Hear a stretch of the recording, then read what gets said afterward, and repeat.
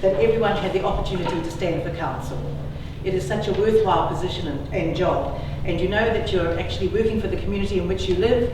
You've got an investment, some of us have purchased homes, we have jobs here, we want our children to stay here, get a good education, and we as a council can actually create the environment in which that all happens. I have spent 5 years on the council, and I have to tell you, it took me 3 goes to get there. So one can say that I'm tenacious if nothing else. But of course, every time you miss out, there are other good people that miss out as well. And so you just have to be prepared to keep going if you believe you've got something to offer. And as I say, there are so many things now in this term that I have learned. First of all, as a councillor, you have to understand that we represent everybody in our district, the Rotorua Lakes district. We represent everybody. Of course, we have the ear to Te Arawa issues. We want to address those. We want to make sure that our lakes, as they once were, we are concerned with the waste that's currently going into, the waste treatment on the Whakareurua forest. You know that has to come out within a few years. And so those are issues that concern us. But we also have to be concerned about the wider issues that affect all of our citizens. So we do need to be fair. There are a couple of things in particular that I have learnt this term in council.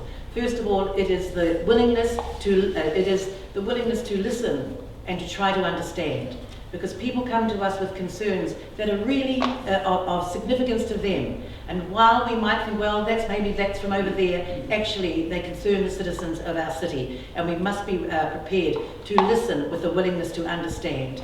And secondly, of course, we have to be bold. There are some decisions that this council has made under the fearless leadership of Stevie Chadwick, our mayor, that really deserves people who are in positions of civil leadership to actually support bold actions to make those things happen.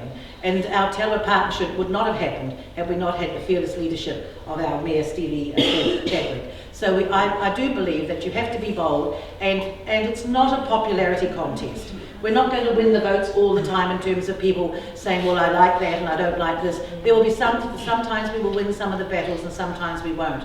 But when it calls for bold action, that I would ask everybody to have the courage of your convictions and to go through with it as well.